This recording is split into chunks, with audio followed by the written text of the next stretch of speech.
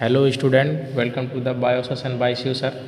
आज हम स्टार्ट करेंगे प्लाज्मा मेम्ब्रेन और सेल मेम्ब्रेन, जो कि first chapter the fundamental unit of life का टॉपिक है। पिछले वीडियो में आपको प्लांट सेल, एनिमल सेल्स के इन दोनों के बीच में डिफरेंस और सेल वॉल के बारे में बता दिए थे। ठीक है, तो हम लोग स्टार्ट करते हैं। प्लाज्मा मेम्ब्रेन्स क्या होता है? ठीक है, every cell is bounded by a thin elastic but strong membranes called plasma membrane या सेल मेम्ब्रेन्स। मतलब कि जो भी सेल्स होते हैं उनकी जो बाउंड्रीज होती हैं वो मोटी और इलास्टिक, मतलब जो फैलने और संकुचित, फैलने और सिकुड़ने के लायक हो, इलास्टिक होती हैं, बट स्ट्रॉन्ग मेम्ब्रेन से क्या होती हैं, बनी होती हैं। ठीक है, और इसी को हम लोग क्या कहेंगे, प्लाज्मा मेम्ब्रेन और सेल मेम्ब्रेन। ठीक, every cell is bounded by thin elastic but strong membranes called plasma membranes. Plasma membranes serve to protect the cytoplasm from external environment and maintain the boundary of cell. मतलब plasma membrane जो होता है ये किसी भी sales का boundary होता है, जो थिन होता है, इलास्टिक होता है और स्ट्रांग होता है। ठीक है, और ये सेल के साइटोप्लाज्म को एक्सटर्नल इन्वायरमेंट से प्रोटेक्ट करता है और उसके साथ ही सेल्स का बाउंड्री मेंटेन करता है। ठीक है, अब हम देखेंगे स्ट्रक्चर ऑफ सेल मेम्ब्रेन।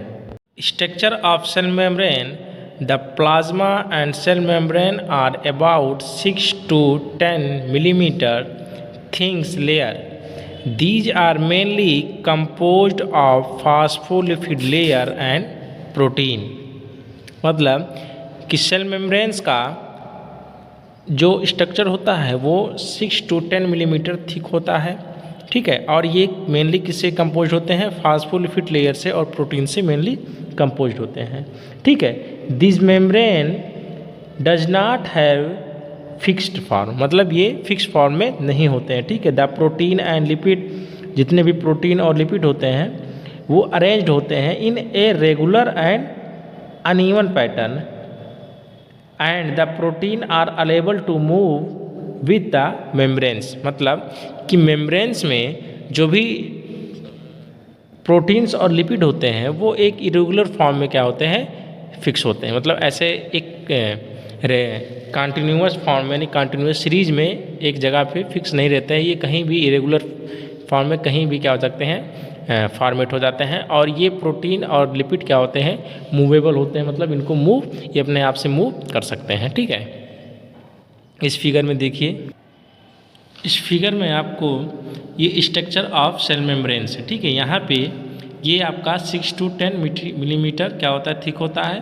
और ये जो आपके रिंग लाइक स्ट्रक्चर दिख रहे हैं ये आपके क्या है, एक्सट्रिनिक्स प्रोटीन है और ये इंट्रिनिक्स प्रोटीन है। ठीक है, और इनमें ये जो छोटे छोटे या ऑरेंज कलर के दिख रहे हैं, ठीक है, पिंक कलर के दिख रहे हैं, ये आपके क्या है, फास्फोलिपिड लेयर हैं। ठीक है, ये आपका है एक स्ट्रक्चर ऑफ सेल मेम्ब्रेन जो कि फॉर्मेट किया गया, बनाया गया देख के। मेनली जो एक्चुअल डिटेल्स होते हैं स्ट्रक्चर का, कुछ इस तरह से स्ट्रक्चर देखने को मिलता है सेल मेम्ब्रेन का, जिसमें आपके ऑलिगोसैकेराइड, ग्लाइकोप्रोटीन, ग्लाइकोलिपिड, ग्लाइकोस्ट्रोल, इंट्रीगल प्रोटीन, ये सब क्या होते हैं, इसी 6 to 10 mm के जो लेयर्स होती है फास्फोलिपिड की, ये दोनों क्या है, फास्फोलिपिड की लेयर है और इसके बीच में क्या होते हैं, प्रोटीन्स और लिपिड क्या होते हैं, कहीं भी इरेगुलर फॉर्म में फिक्स रहते हैं।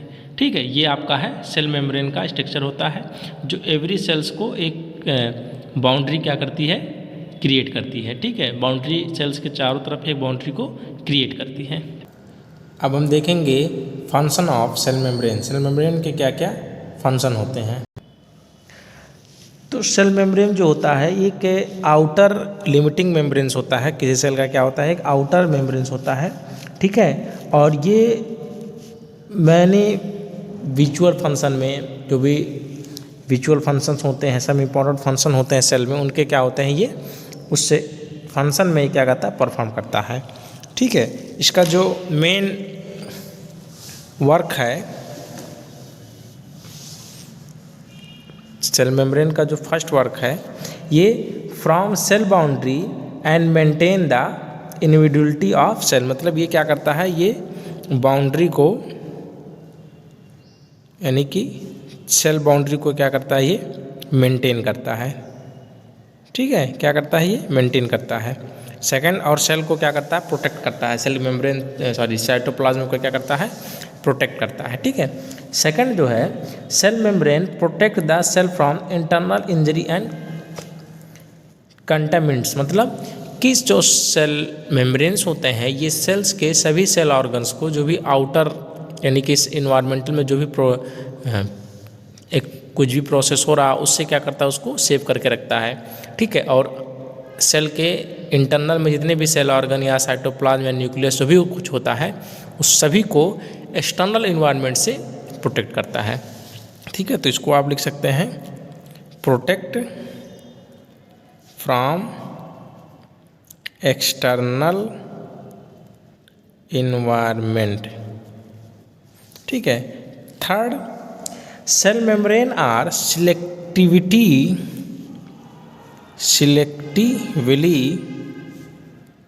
प्रीएम्बल परमिएबल, प्रीएम्बल नहीं है, परमिएबल है, ठीक है। सिलेक्टिविटी प्रीएम्बल मतलब जो सेल मेम्ब्रेन्स होते हैं ये आपके सिलेक्टिविटी प्रीएम्बलेंस मतलब कि allow only certain type of substance to pass through them, मतलब सेल मेम्ब्रेन्स कुछ ही यानी कि सिलेक्टिव सब्सटेंस को ही अपने आसपास यानी कि अपने पार यानी कि अपने आप में पास होने देते हैं, ठीक है। सभी सब्सटेंस को पास होने नहीं देते हैं, ओनली सिलेक्टिवली। इसको आप लिख सकते हैं कि ओनली सिलेक्टिव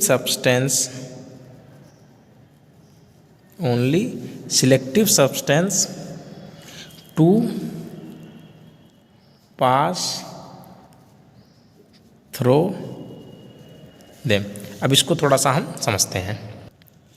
इसको आप ऐसे समझते हैं कि जो सेल मेम्ब्रेन्स होते हैं वो सेल्स में मटेरियल्स को क्या करते हैं, इंटेक करते हैं। जो भी उनके सिलेक्टिव मटेरियल्स होते हैं, जो भी उनके नेसेसरी मटेरियल्स होते हैं, नेसेसरी सब्सटेंस होते हैं, उस सब्सटेंस को ये सेल्स के अंदर पास होने देते हैं, ठीक है। और इस प्रोसेस को ही हम लोग कहते हैं एंडोसाइटोसिस, ठीक है। एंडोसाइटोसिस, द एंडोसाइटोसिस प्रोसेस क्या होगा, a process the intake of substance by cell is called endocytosis, ठीक है। This is a very important function of cell membranes.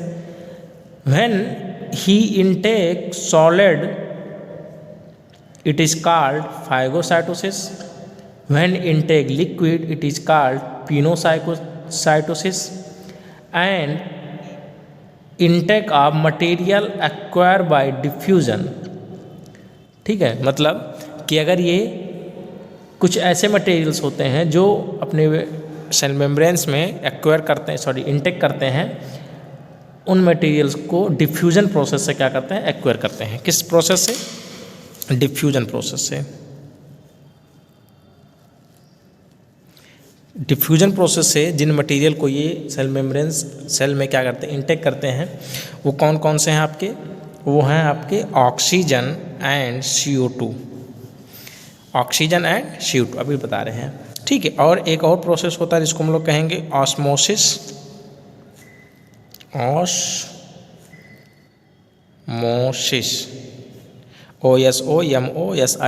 Osmosis, ठीक है। ये स्पेलिंग ये है ऑस्मोसिस। ऑस्मोसिस प्रोसेस से भी ये cell membranes water and other solvent को क्या करते हैं, सेल मेम्ब्रेन्स में इंटेक होने देते हैं, ठीक है। इसके बाद एक और प्रोसेस होता है जिसको हम लोग कहेंगे एक्टिव ट्रांसपोर्ट।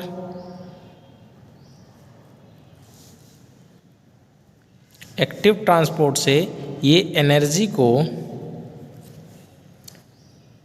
कंज्यूम करते हैं, ठीक है, एनर्जी को क्या करते हैं, कंज्यूम करते हैं। अब देखिए ये सब चीज़ें ज़रूरी क्यों हैं।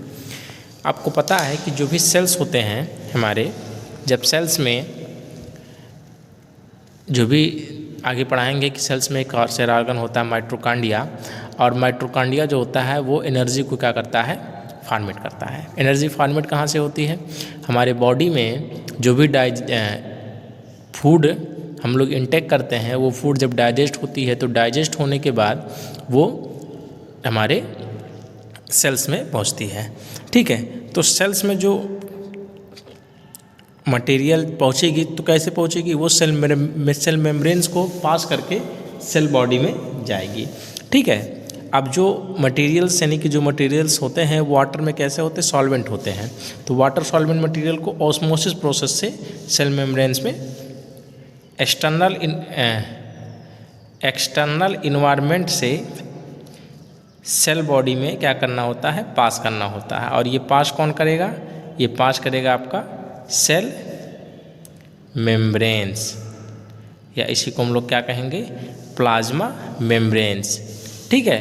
ये वाटर एंड अदर सॉल्वेंट, जो भी सॉल्वेंट हैं, घुलनशील जो भी मटेरियल्स होंगे, जो भी फूड हो गया, उनको ऑस्मोसिस प्रोसेस से हमारी बॉडी में इंटेक होगा। अब जब फूड हमारी बॉडी में जाएगा तो माइटोकॉन्ड्रिया में उसका एनर्जी का फॉर्मेशन होगा। और आपको पता है कि एनर्जी को फॉर्मेट होने के लिए ऑक्सीजन की क्या होती है, नीड होती है। तो अब ये ऑक्सीजन भी हमारे बॉडी में एवरी सेल तक पहुँचेगा, तो वो डिफ्यूजन प्रोसेस से एंड एक्सटर्नल इन्वायरमेंट से हमारी सेल बॉडी में जाएगा सेल मेम्ब्रेन के द्वारा। तो किस प्रोसेस से जाएगा, डिफ्यूजन प्रोसेस से जाएगा। अब सेल बॉडी में जब माइटोकॉन्ड्रिया में एनर्जी का फॉर्मेशन हो जाता है तो उस एनर्जी को सेल्स के अदर सेल्स में या सभी बॉडी में क्या करना होता है, उसको ट्रांसपोर्ट करना होता है। और ये होता है एक्टिव ट्रांसपोर्ट प्रोसेस से, ठीक है। और इसके बाद जब एनर्जी का क्रिएशन होता है यानी कि एनर्जी का फॉर्मेशन होता है, तो वहाँ से कार्बन डाइऑक्साइड गैस क्या होती है, रिलीज होती है। और उस कार्बन डाइऑक्साइड गैस को सेल बॉडी से एक्सटर्नल इन्वायरमेंट में लाया जाता है, और जिस फिर वहाँ से हमारे बॉडी से उसको बाहर यानी कि बॉडी से बाहर को क्या किया जाता है, रिलीज़ कर दिया जाता है। तो ये भी आपका डिफ्यूजन प्रोसेस से होता है। तो मेन जो इसमें मेन जो टॉपिक है, मेन जो ये समझने वाली चीज़ यहाँ पे है कि सेल मेम्ब्रेन जो होते हैं ये एक्टिव सिलेक्टिव क्या होते हैं, आप यहाँ कह सकते हैं सिलेक्टिवली प्रीमेबल होते हैं। मतलब कि ये सिलेक्टिव सब्सटेंस को ही अपने पास होने देते हैं, ठीक, पास थ्रू देम। और वो कौन कौन से प्रोसेस से होते हैं, diffusion, osmosis and active transport से। डिफ्यूजन से ऑक्सीजन और कार्बन डाइऑक्साइड, ऑस्मोसिस प्रोसेस से वाटर और अदर सॉल्वेंट, और एक्टिव ट्रांसपोर्ट से एनर्जी ट्रांसपोर्ट होती है, ठीक है। इन प्रोसेस से जो भी सेल के एक्सटर्नल इन्वायरमेंट में जो भी सब्सटेंस होगा और सेल के बॉडी में जो भी सब्सटेंस होगा, ठीक है, ये सेल के एक्सटर्नल इन्वायरमेंट से सेल बॉडी में पास होगा, और सेल बॉडी से सेल के एक्सटर्नल इन्वायरमेंट में क्या होगा, पास होगा। तो इसका जो ये मेन वर्क जो करता है ये प्लाज्मा मेम्ब्रेन्स करता है। तो प्लाज्मा मेम्ब्रेन्स के मेनली 3 वर्क हो गए। पहला, ये सेल बॉडी बाउंड्री को मेंटेन करता है।